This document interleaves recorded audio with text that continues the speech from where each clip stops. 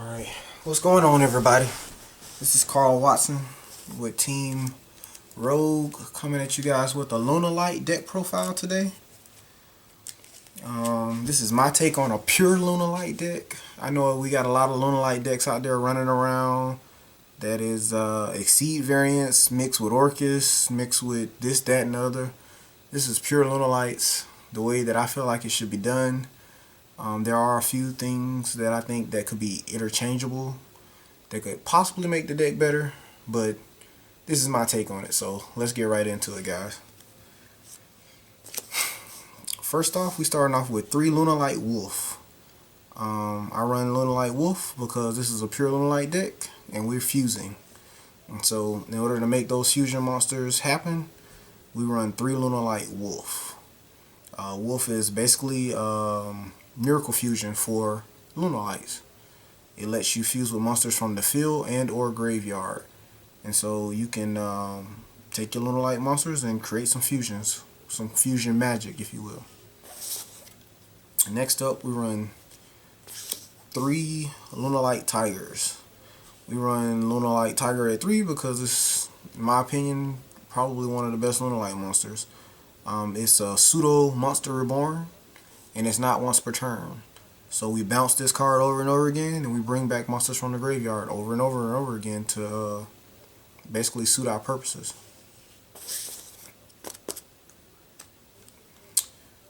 Following that, we run 3 Lunalight Kaleido Chick. The reason we run 3 Lunalight Kaleido Chick because Kaleido Chick is the heart and soul of the deck. She has an effect that is also not once per turn. That lets you change her name, but the cost for it is why we run her at 3.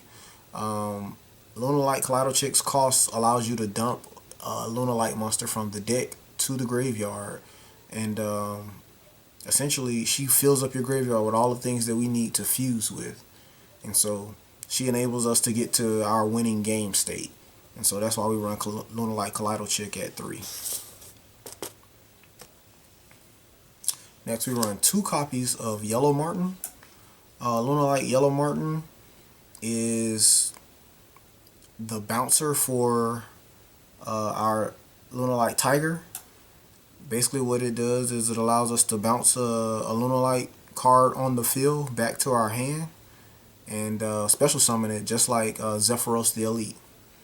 And of course, once it leaves the field, after it was special summon that way, you're supposed to banish it, but we always overlay it so it never gets banished. We run Yellow Marten, we run 2 because if one gets called by the grave or something like that, you still have another one in your deck. So we run 2 Yellow Marten.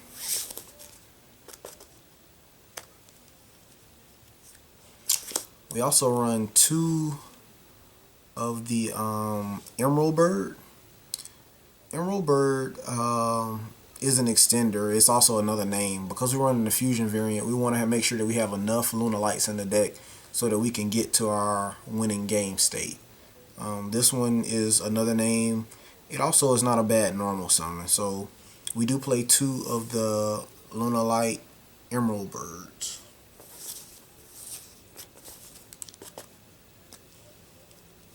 We play 1 Lunalight Purple Butterfly. Purple Butterfly boosts your monster when you pitch it from hand by 1,000 attack, and you can banish it and get an additional summon from the hand for a Lunalight monster. So it's not bad.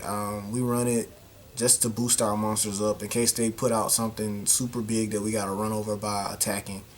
This card helps get you there. We run 1 Lunalight Black Sheep. Black Sheep helps us to make sure that we can get that Lunalight Wolf to our hand so that we can fuse with it. You can pitch the Black Sheep and add back a Lunalight monster from your grave to your hand.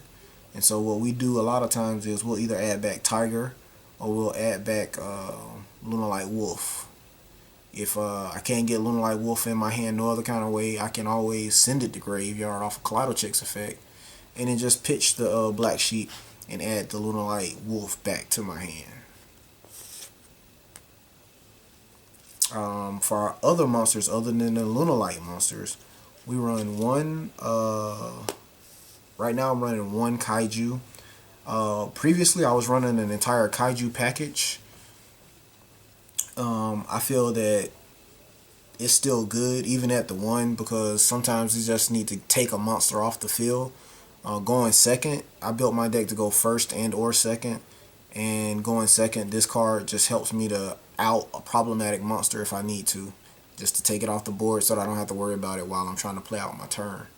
The build that I'm playing is an OTK variant, and it does that very well. This just helps us to reach that winning game state that we want to get to.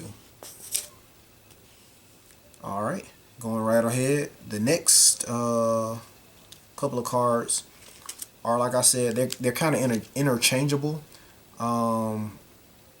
I feel like these cards can be swapped out for the rest of the kaiju package, or they can be played at 3.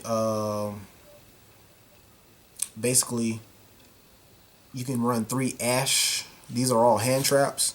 The way that I'm playing it, I run 1 Ash Blossom and Joyous Spring and 2 of the Ghost Ogre Snowy White Rabbit.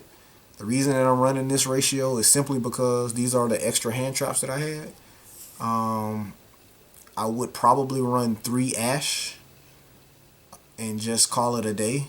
Or you can run 3 Effect Veilers if that's the way you want to go. But I do feel that in this ratio, you're able to still out most of the, first players. You're able to slow them down enough so that when your turn comes around, you can just basically make your win condition and get there. And so these are the hand traps I run. Around 1 Ash and 2 Ghost Ogre and Snow White Rabbit. We run 1 Armageddon Knight.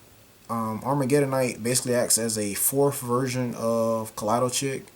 If I don't start with Kaleido Chick, I can go Armageddon Knight, pitch the Kaleido Chick, and use Lunalight Tiger to bring back the Kaleido Chick so that I can continue to make my board.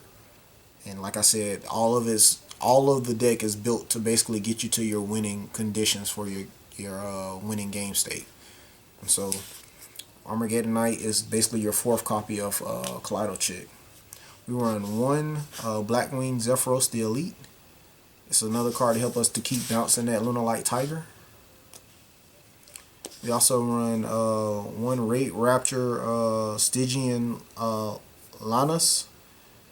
This is just an extender that we run that's a searchable extender, so we run that. That is it for our monster lineup. Moving right along, we run 3 copies of Lunalight Perfume. Lunalight Perfume is basically Monster Reborn in this deck. We run it at 3. It also can be banished from the graveyard to help you search out your Lunalight Wolf and or Tiger, depending on what you have in your hand or what you need at the time. And so we run 3 copies of Lunalight Perfume. Next, we run 3 copies of Fire Formation Tinky. Tinky is the rotor for the deck. It searches out pretty much all of the Blackwing monsters, since the majority of our deck is Blackwing monsters. This basically helps us to pinpoint any of the Blackwing monsters in our deck that we need to get and bring them to our hand. It also boosts everything by 100 attack. It's not usually that relevant, but it does help sometimes. Sometimes that extra 100 is what you need to just put you over the top. So it does boost by 100, and it's also searchable by Brother Fist of the let me see what it's called. Brotherhood of the Fire Fist Tiger King. You can search this card out of the deck, set it face down, and then flip it face up, and then go on and search that turn. We'll get around to that in a little bit. We run 3 copies of Foolish Burial Goods. Foolish Burial Goods has 2 targets in the deck. One of the targets being your Lunalight Perfume, You can dump it and get that search effect off of it. Also, um, Serenade Dance is the other one that you would be searching out with this card. We run 3 copies of it because we want to make sure that we reach that winning board condition. And as long as you have those cards, you should. There's no reason why you shouldn't be able to win. So all of these cards, like I said, are here to help you to get to that winning board state. Foolish Burial Goods is just another card that ensures that you're going to get there. We won 3 copies of Call by the Grave. Although most hand traps don't affect our main plays, when we go into an Exceed or a Link monster, we want to make sure that those effects go off. All of our Lunalights are pretty much unaffected by it or can't be targeted, so we're not really worried about the Lunalights, but you do want your cards like Wolf and Tiger. If they have Ghost Ogre on your opponent's side, when you activate that effect, you don't want them to get popped. And so you see the Ghost Ogre coming, you're able to save it. Or if you got an Exceed monster and they got the Ash, or if I activate my Tinky and they got the Ash, sometimes you need your Tinky to go off. And when you want that Tinky to go off, you don't want to have to worry about a Ghost Ash or something stopping you from getting your plays off. So we run Call by the Grave. One of the biggest things to this deck, it's not very prevalent right now, but Drolling Lock. Drolling Lock does shut down more than you would think it would. So we run 3 of these to make sure that we don't have to deal with that. We run 2 Twin Twister because we don't run back row and we don't want to have to deal with my opponent's back row. So we run the Twin Twister so we can get those out of the way. We pop them and keep it moving. We run 1 card destruction because once we put, our board down and get to our winning game state, this just speeds it up and helps us to get there even faster. So I think that with card destruction in the deck, it helps you to get to your winning game state a lot quicker and help you to be able to push past your opponent because you get those extra resources that you need. We run 1 Foolish Burial. Foolish Burial lets us dump pretty much whatever material that we need to the graveyard so that we can get that board set up even better. We get our graveyard set up, which helps us get our board set up. And so that's what Foolish Burial does for the deck. We got, for our last spell, 1 Dark Hole. Dark Hole is there to clear off boards or bait out the negate or whatever you need it to do. When you play the Dark Hole, your opponent has to respond. If they don't respond, then you just proceed to OTK them. So, and that's how we get down. Dark Hole is our last spell. For the last card of the main board, we run Lunalight Serenade Dance. That's our only trap that we're running in this build of the deck. I feel like with us only running the 1 trap, you really don't need to run traps in this deck because this deck is an OTK-ville.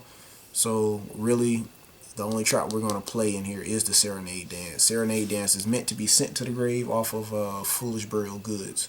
And so that's why we run it at 1. With that, we are concluding our main board. We're going to proceed to the extra deck. So for the extra deck, we run 1 copy of Lunalight Cat Dancer. Lunalight Cat Dancer is there for the times where if you completely brick, which is almost impossible with this deck, but if you completely brick, you can still go Lunalight Wolf, take 2 Lunalights, and still make the Cat Dancer. It can't be destroyed by battle, and it can get you to another turn if you need it to. Panther Dancer. Panther Dancer is there in the cases where my opponent has a huge board and I need to be able to get rid of a whole board. Panther Dancer can help me to do that. Panther Dancer has an effect where it allows me to not destroy a monster the first time it battles and to keep attacking. And every time I kill a monster, it gains 200 attack. So it gets bigger and bigger and it attacks every monster that your opponent controls. So Panther Dancer is pretty good. It'll help you to get to that OTK state that you want to get to. Mainly we use it not to necessarily OTK, but we do use Panther Dancer as fusion material. We'll pitch it with Kaleido Checks effect and go into that Leo Dancer.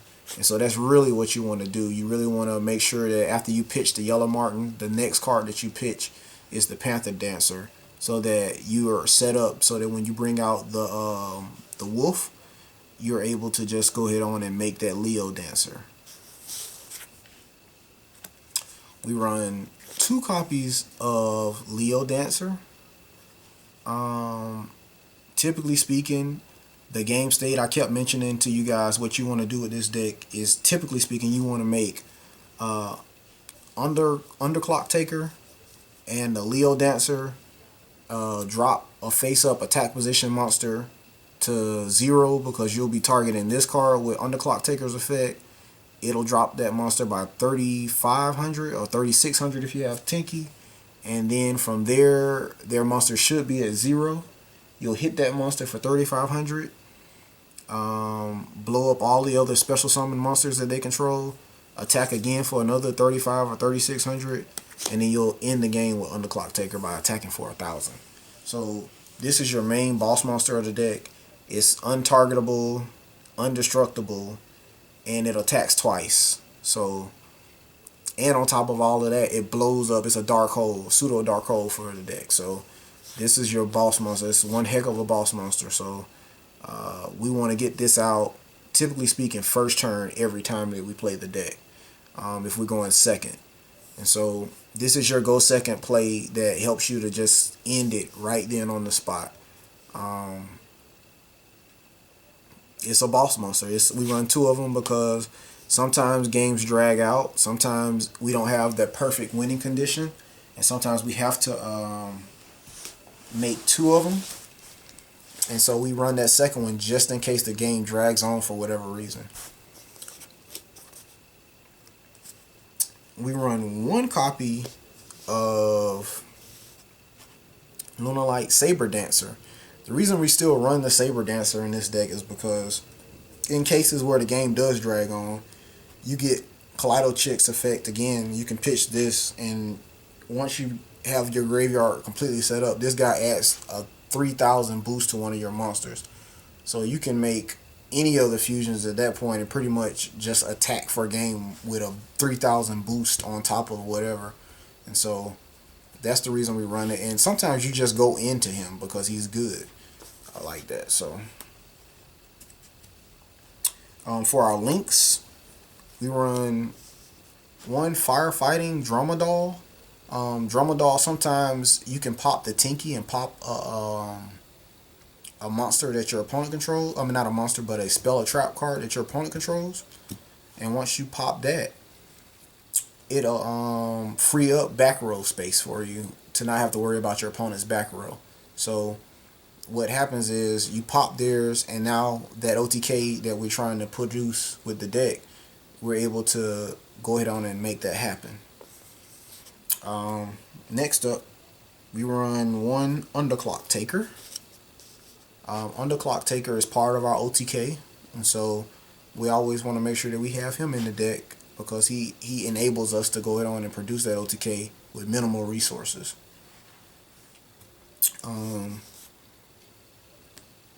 That's it for him. We have 1 Curious, the Lightsworn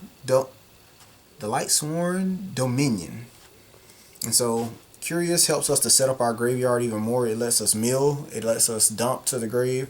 And so because we can make Curious with this deck, we run Curious, and it's really good for the deck. That's it for our link. We only run 3 links, and basically that's really all you need to run in this deck. It's more of a fusion based deck, running it pure, and so we really cut down on the number of links that we run. Now we do still run some exceeds, guys.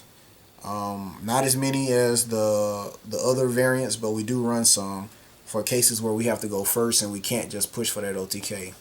Going first, we run 2 exceeds for going first. We run the Evil Sworn Nightmare, and we run Abyss Dweller. Both of these, depending on the matchups, are what we run in cases where we have to go first. If I'm going first, I'm probably going to make the Dromadol and follow it up to make sure that this guy can't be contact fused off with a cyber dragon. I'm going to make sure that the Dromedal is pointing down so that I can place him out there in defense position and have him ready to basically get me to my turn to where I can OTK my opponent. If I feel like I'm playing against a graveyard deck, say it's game 2, and I feel like my opponent's going to make me go first since they don't want to get OTK'd, I'm going to make the Dweller, once I've got to that board state. And so these are the two options that we have for going first in this deck. I think that they're very good options. Both of them enable you to get back to your turn and not let your opponent play. And so that's why we run both the Evil Sworn Nightmare as well as the Abyss Dweller. Next up, we run some things that help us reach our desired game state. We run 1 Brotherhood of the Fire Fist Tiger King. Basically, he searches out. He's a full board negator, so I can make him get the Tinky and then detach, negate all of the monsters on the board, and then go ahead on and produce the OTK state that I'm trying to get to. And so he's really good for the deck. We also run 1 Raid Rapture Forstrix. This guy basically lets us search out our extender as well as our Blackwing Zephyros the Elite. Basically, he helps us to get there. If I have Twin Twister, I can search out the Zephyros the Elite, dump the Zephyros with the Twin Twister by popping a back row or 2, and then proceed to bounce the Tiger and the usual shenanigans from there. Last but not least, we do still run Outer Entity, Narla, and Azathoth.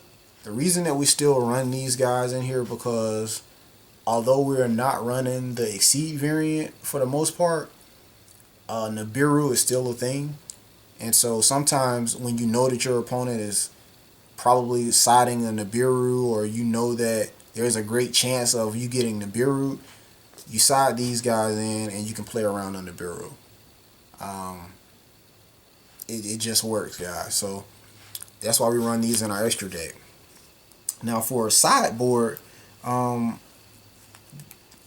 feel like you probably could change out the hand traps and either main deck the full kaiju package in the main board for the hand traps, or you can continue to play the hand traps. It's up to personal taste. You can also probably play the super polys as well in the main board in place of that. So it just depends on what you want to play to enable you to be able to play first or second. There, I mean, you have maybe 4 to 5 cards that you can kind of play around with and think about what you want to do. I've run it both ways, and both ways have their pros and cons. So that's up to you guys' personal taste. I like the kaijus and I like the hand traps. I like those the best. The super poly way, it also works this format. So it's like I said, it's up to personal taste. Things that I like to side currently right now, what I have in there, because we're running a fusion deck, I do side two Lunalight fusions along with a Crimson Fox. I think when you're playing this it allows you to be able to dump this and get its full effect and help you to proceed with the board state. This will drop your opponent's one monster your opponent controls to 0, and this will allow you to do it from the deck. If they control an extra deck monster face up, you can dump this from the deck and drop a monster to 0, make your fusion, and then proceed to put in work. So we run those 3. We run 2 Effect Veilers in the sideboard. Effect Veiler, sometimes you just need to stop those effects. And so we run the Effect Veilers in there to get rid of problematic effects that we may run into. We run 2 Artifact Lancias. This format, there's a lot of graveyard decks that like to banish, and Orcust is everywhere. So we do run the Lancias in the sideboard to help us to get to where we need to be. It's just something that you need to have in your sideboard in order to be as effective as possible. We do run 2 Drolling Locks. Thunder is a thing this format, and we like to stop it if at all possible. All the variants search, so this is something that we play to stop that. We run 3 Deco Secas in the sideboard because we don't want to lose to back row. We also run 2 Red Reboots to stop heavy back row decks, as well as people that like to play the Solemn Brigade. You know, we stop them. So, and get in there with our plays. And last but not least, we play 1 Winged Dragon of Ra Spear mode. I chose Spear mode because sometimes my opponent does a lot of summoning before I can go. And if I feel like they got a deck that's like super heavy combo and they like to put up a big board, I can just drop the Spear mode on them. Make sure that I'm finna go completely in, and then just do what I gotta do. Like, I clear up all of that shenanigan stuff with the Spear mode, and then we still play Yugi on our turn, and I have to go through a 10 negate, 20 negate board, or however many negates that they want to make. And so that's my copy of the Lunalight deck, guys. I wanted to showcase my new Lunalight playmat also, guys, that I got it from Inked Gaming. I think it's a beautiful Lunalight playmat, and I wanted to showcase it in this video. I hope you guys enjoyed it, enjoyed the deck profile.